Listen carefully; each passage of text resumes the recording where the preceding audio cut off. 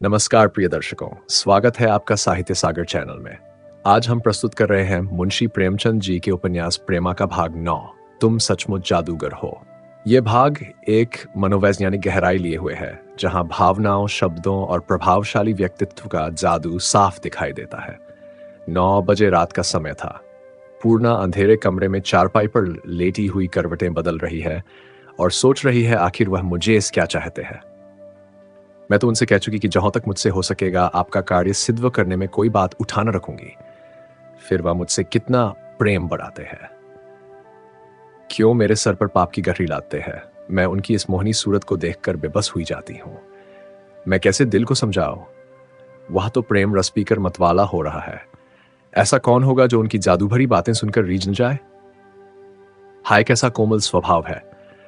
आंखें कैसी रस से भरी है, मानो हृदय में चुभी जाती है। आज वह और दिनों से अधिक प्रसन्न थे। कैसा रह रहकर मेरी ओर ताकते थे। आज उन्होंने मुझे 2-3 बार प्यारी पूर्णा कहा। कुछ समझ में नहीं आता कि क्या करने वाले हैं नारायण। वह मुझसे क्या चाहते हैं, इस मोहब्बत का अंत क्या होगा। यही सोचते सोचते जब उसका ध्यान परिणाम की ओर गया तो मारे शर्म के पसीना आ गया। आप ही आप बोलो थी ना, मुझसे ऐसा ना होगा। अगर यह व्यवहार उनका बढ़ता गया तो मेरे लिए सिवाय जान दे देने के और कोई उपाय नहीं है। मैं जरूर जहर खा लूंगी। नहीं नहीं, मैं भी कैसी पागल हो गई हूं। क्या वह कोई ऐसे वैसे आदमी है। ऐसा सज्जन पुरुष संसार में वो संसार में न होगा। मगर फिर यह प्रेम मुझसे क्यों लेना चाहती है। बाबू साहब, ईश्वर के लिए एहसान करना, मैं तुम्हारी परीक्षा में पूरी न उतरूंगी। पूर्णा ऐसी उधेड़ बुन में पड़ी थी कि नींद आ गई। सभी नहाने जाने की तैयारी कर रही थी कि बाबू मुतराय के आदमी ने आकर बिल्लो को जोर से पुकारा और उसे एक बंद लिफाफा और एक छोटी सी संदूकची देकर अपनी राह लगा। बिल्लो ने तुराकर पूर्णा को यह चीजें। पूर्णा ने कौम पते हुए हाथों से लिया। खोला तो यह लिखा था, प्राण प्यारी से अधिक प्यारी पूर्णा, जिस दिन से मैंने तुमको पहले पहल देखा था उसी दिन से तुम्हारे रसीले नैनों के तीर का घायल हो रहा हूं और अब घाव ऐसा दुखदाई हो गया है कि सहा नहीं जाता। मैंने इस प्रेम की आग को बहुत दबाया, मगर अब वह जलन असह्य हो गई है। विश्वास मानो, मैं तुमको सच्चे दिल से प्यार करता हूं। तुम मेरे हदक कमल के कोष की मालिक हो। उठते बैठते तुम्हारा मुस्कुराता हुआ चित्र आंखों के सामने फिरा करता है। क्या तुम मुझ पर दया न करोगी, मुझ पर तरस न खाओगी। प्यारी पूर्णा, मेरी विनय मान जाओ। मुझको अपना दास, अपना सेवक बना लो। मैं तुमसे कोई अनुचित बात नहीं चाहता। नारायण, कदापि नहीं। मैं तुमसे शास्त्रीय रीति पर विवाह करना चाहता हूं। ऐसा विवाह तुमको अनोखा मालूम होगा। तुम समझोगी ये धोखे की बात है, मगर सत्य मानो अब इस देश में ऐसे विवाह कहीं कहीं होने लगे हैं। मैं तुम्हारे विरह में मर जाना पसंद करूंगा, मगर तुमको धोखा न दूंगा। नहीं, मत करो। मेरी पिछली बातों को याद करो। अभी कल ही जब मैंने कहा कि तुम चाहो तो मेरे सर बहुत जल्द से हरा बहुत सकता है, तब तुमने कहा था कि मैं भरसकती कोई बात उठा न रखूंगी। अब अपना वादा पूरा करो। देखो मुकर मत जाना। इस पत्र के साथ मैं एक झाऊ कंगन भेजता हूं। शाम को मैं तुम्हारे दर्शन को आऊंगा। अगर यह कंगन तुम्हारी कलाई पर दिखाई दिया तो समझ जाऊंगा कि मेरी विनय मान लीगी। अगर नहीं तो फिर तुम्हें मुहन दिखाऊंगा। तुम्हारी सेवा का अभिलाषी अमृतवर्णा ने बड़े गौर से इस खत को पढ़ा और सोच के अथाह समुद्र में गोते खाने की। महापुरुष ने वहां बैठकर यह पान रचा। इस धूर्मपन को देखो कि मुझसे बेर कहते थे कि तुम्हारे ही ऊपर भर मेरा विवाह ठीक करने का बोझ है। मैं बौरी क्या जानूं कि इनके मन में क्या बात समाई है। मुझसे विवाह का नाम लेते उनको लाज नहीं होती। अगर सुहागिन बनना भाग में बाधा होता तो विधवा काहे यो होती। मैं अब इनको क्या जवाब दूं। अगर किसी दूसरे आदमी ने यह गाली लिखी होती तो उसका कभी मुंह न देखती। मैं क्या सखी प्रेमा से अच्छी हूं, क्या उनसे सुंदर हूं, क्या उनसे गुणवती हूं। फिर ये क्या समझकर ऐसी बातें लिखते विवाह करेंगे। मैं समझ गई जैसा विवाह होगा। क्या मुझे इतनी भी समझ नहीं। यह सब उनकी धूर्तपन है। वह मुझे अपने घर रखा चाहते हैं, मगर ऐसा मुझसे कदापि ना होगा। मैं तो इतना ही चाहती हूं कि कभी कभी उनकी मोहिनी मूरत का दर्शन पाया करूं। कभी कभी उनकी रसीली बतियां सुना करूं और उनका कुशल आनंद सुख समाचार पाया करूं। बस उनकी पत्नी बनने के योग्य मैं ही हूं। क्या हुआ अगर हृदय में उनकी सूरत जम गई है। मैं इसी घर में उनका ध्यान करते जान दे दूंगी। पर मोह के बस के आकर मुझसे ऐसा भारी पापन किया जाएगा। मगर इसमें उन बेचारे का दोष नहीं है। वह भी अपने दिल से हारे हुए नहीं। मालूम है कि मुझे भागिनी में उनका प्रेम लग गया। इस शहर में ऐसा कौन ऐसा है जो उनको लड़की देने में अपनी बड़ाई न समझे। मगर ईश्वर को न जाने क्या मंजूर था कि उनकी मुझसे लगा दी। आज की सांझ को वह आएगे मेरी कलाई पर। कंगनन देखेंगे तो दिल में क्या कहेंगे। कहीं आना जाना त्याग दें तो मैं बिन मारे मर जाऊं। अगर उनका चित्त जरा भी मेरी ओर से मोटा हुआ तो अवश्य जहर खा लूंगी। अगर उनके मन में जरा भी माक आया, जरा भी निगाह बदली तो मेरा जीना कठिन है।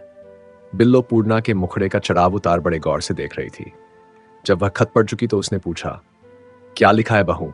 पूर्णा, मलिन स्वर में क्या बताऊं क्या लिखा है? बिल्लो, क्यों, कुशल तो है? हाँ, सब कुशल ही है। बाबू साहब ने आज नया सॉन्ग रचा।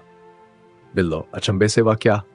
पूर्णा, लिखते हैं कि मुझसे उससे और कुछ न कहा गया। बिल्लो समझ गई, मगर वहीं तक पहुंची जहां तक उसकी बुद्धि ने मदद की। वह अमृतराय की बढ़ती हुई मोहब्बत को देख देख कर दिल में समझे बैठी हुई थी कि वह एक न एक दिन पूर्णा को अपने घर अवश्य डालेंगे। पूर्णा उनको प्यार करती है, उन पर जान देती है। वह पहले बहुत हिचकिचाएगी मगर अंत में मान ही जाएगी। उसने सैकड़ों रईसों को देखा था कि नायनों कहारियों महाराजनों को घर डाल लिया था। अब की भी ऐसा ही होगा। उसे इसमें कोई बात अनोखी नहीं मालूम होती थी कि बाबू साहब का प्रेम सच है, मगर बेचारे सिवाय इसके और कर ही क्या सकते हैं कि पूर्णा को घर डाल ले। देखा चाहिए कि बहू मानती है या नहीं। अगर मान गई तो जब तक जिएगे सुख भोगेगी। मैं भी उनकी सेवा में एक टुकड़ा रोटी पाया करूंगी, और जो कहीं इनकार किया तो किसी का निबाहन होगा। बाबू साहब ही का सहारा ठहरा। जब वही मुंह मोड़ लेंगे तो फिर कौन किसको पूछता है। इस तरह ऊंच नीच सोचकर उसने पूर्णा से पूछा, तुम क्या जवाब दोगी? पूर्णा, जवाब ऐसी बातों का भी भल कहीं जवाब होता है। भला विधवाओं का कहीं ब्याह हुआ है, और वही भी ब्राह्मण का क्षत्रिय से।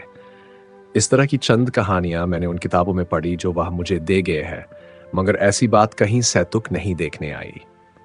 बिल्लो समझी थी कि बाबू साहब उसको घर डराने वाले हैं। जब ब्याह का नाम सुना तो चकरा कर बोली, क्या ब्याह करने को कहते हैं? पूर्णा, हाँ। बिल्लो, तुमसे? पूर्णा, यही तो आर्ष है।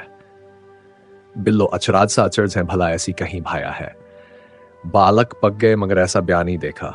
पूर्णा, बिल्लो, यह सब बहाना है, उनका मतलब मैं समझ गई। बिल्लो, वह तो खुली बात है, ऐसा मुझसे न होगा। मैं जान दे दूंगी पर ऐसा न करूंगी। बिल्लो, बहू उनका इसमें कुछ दोष नहीं है। वह बेचारे भी अपने दिल से हारे हुए हैं, क्या करे? पूर्णा, हाँ बिल्लो, उनको नहीं मालूम क्यों मुझसे कुछ मोहब्बत हो गई है, और मेरे दिल का हाल तो तुमसे छिपा नहीं। अगर वह मेरी जान मांगते तो मैं अभी दे देती। ईश्वर जानता है, उनके जरा से इशारे पर मैं अपने को निछावर कर सकती हूं। मगर जो बात वो चाहते हैं मुझसे न होगी, उसके सोचती हूं तो मेरा कलेजा कांपने लगता है। बिल्लो, हाँ, बात तो ऐसा ही है मुदा। पूर्णा, मगर क्या? भले मानुसों में ऐसा कभी होता ही नहीं। हाँ, नीच जातियों में सगाई डोला सब कुछ आता है। बिल्लो, बहू, ये तो सच है, मगर तुम इनकार करोगी तो उनका दिल टूट जाएगा। पूर्णा, यही डर मारे डालता है। मगर इनकार ना करूं तो क्या करूं? ये तो मैं भी जानती कि वह झूठ सच ब्याह कर लेंगे। ब्याह क्या कर लेंगे? ब्याह क्या करेंगे? ब्याह का नाम करेंगे। मगर सोचो तो दुनिया क्या कहेगी। लोग अभी से बदनाम कर रहे हैं ब्याह, तो न जाने और क्या क्या आक्षेप लगाएंगे। मैं सखी प्रेमा को मुंह दिखाने योग्य नहीं रहूंगी। बस यही एक उपाय है कि जान दे दूं, न रहे बॉन्स न बजे बांसुरी। उनको 2-4 दिन तक रंज रहेगा, आखिर भूल जाएंगे। मेरी तो इज्जत बच जाएगी। बिल्लो, बात पलटकर इस संदूकचे में क्या है? पूर्णा, खोल कर देखो। बिल्लो ने जो उसे खोला तो एक कीमती कंगन हरी मखमल में लपेट कर धरा था, और संदूक में संदल की सुगंध आ रही थी। बिल्लो ने उसको निकाल लिया और चाहा कि पूर्णा के हाथ खींच लिया, और आंखों में आंसू भरकर बोली, मत बिल्लो, इसे मत पहनाओ। संदूक में बंद कर रख दो। जरा पहनो तो देखो कैसा अच्छा मालूम होता है। पूर्णा, कैसे पहनूं? यह तो इस बात का सूचक हो जाएगा कि उनकी बात मंजूर है। बिल्लो, क्या यह भी इस चिट्ठी में लिखा है? पूर्णा, हाँ, लिखा है कि मैं आज शाम को आऊंगा, और अगर कलाई पर कंगन दूंगा तो समझ जाऊंगा कि मेरी बात मंजूर है। बिल्लो, क्या आज ही शाम को आएंगे? पूर्णा, हाँ।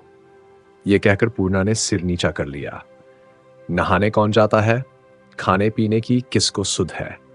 दोपहर तक चुपचाप बैठी सोचा की, मगर दिल ने कोई बात निर्णय न की। हाँ, ज्यों ज्यों सांझ का समय निकट आया था त्यों उसका दरकता जाता था कि उनके सामने कैसे जाऊंगी। वह मेरी कलाई पर कंगन न देखें तो क्या कहेंगे? कहीं रुट कर चले न जाए। वह कहीं रिसा गए तो उनको कैसे मनाऊंगी? मगर तबीयता कायदा है कि जब कोई बात उसको अति लौलीन करने वाली होती है तो थोड़ी देर के बाद वह उसे भागने लगती है। पूर्णा से अब सोचा भी न जाता। माथे पर हाथ घरे मौन सादे ची चित्र बनी दीवार की ओर ताक रही थी। बिल्लो भी मान मारे बैठी हुई थी। 3 बजे होंगे कि काय का बाबू अमृतराय की मानूस आवाज दरवाजे पर बिल्लो पुकराते सुनाई दी। बिल्लो चट बाहर दौड़ी और पूर्णा जल्दी से अपनी खोटड़ी में घुस गई कि दरवाजा भेड़ लिया। उसका दिल भर आया और वह किवाड़ से चिमटकर फूट फूट रोने लगी।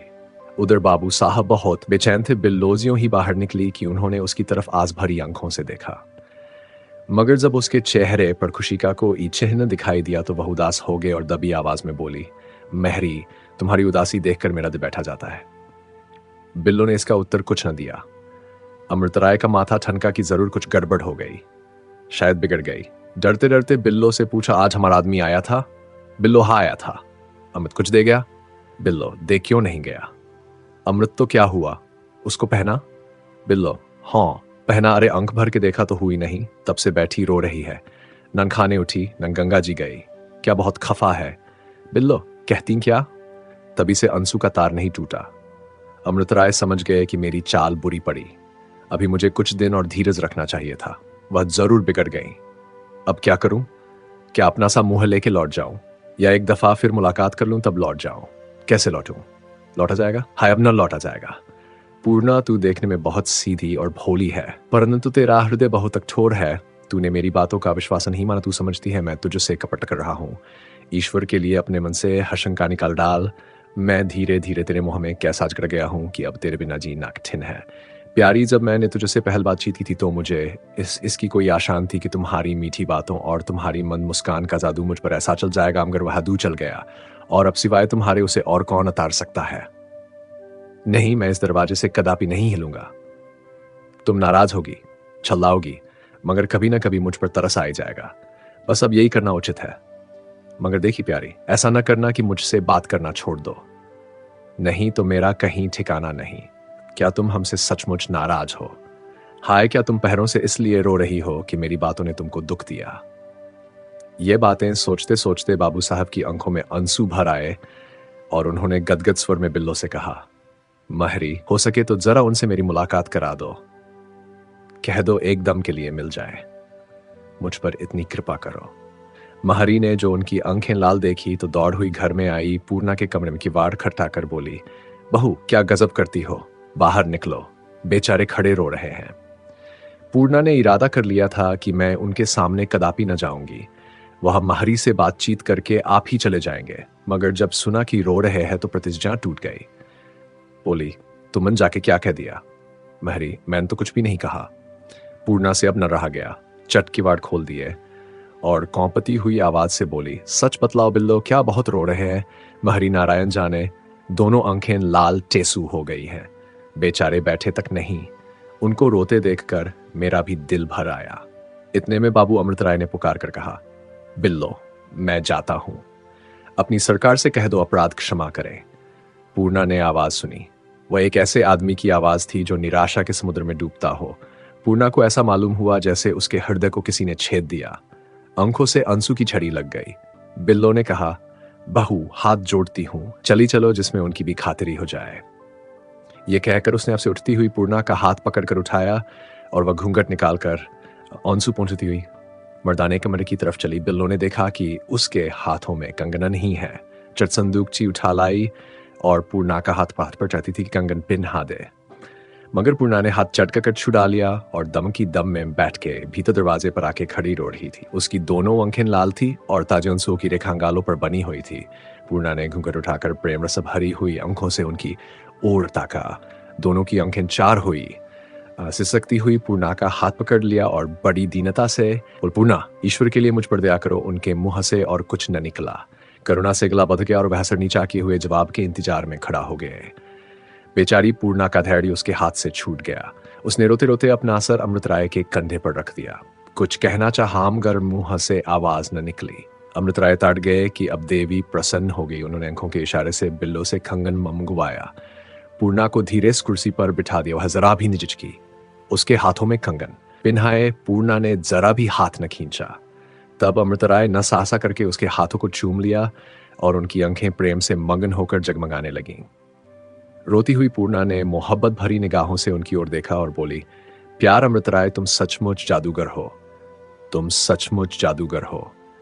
ये वाक्य सिर्फ प्रशंसा नहीं, बल्कि उस गहरे प्रभाव का संकेत है जो किसी का व्यक्तित्व दूसरों पर छोड़ता है। कृपया इस वीडियो को लाइक करें, शेयर करें और साहित्य सागर चैनल को सब्सक्राइब करें ताकि हम अगली रचना के साथ फिर जुड़ सकें। आपका हार्दिक धन्यवाद।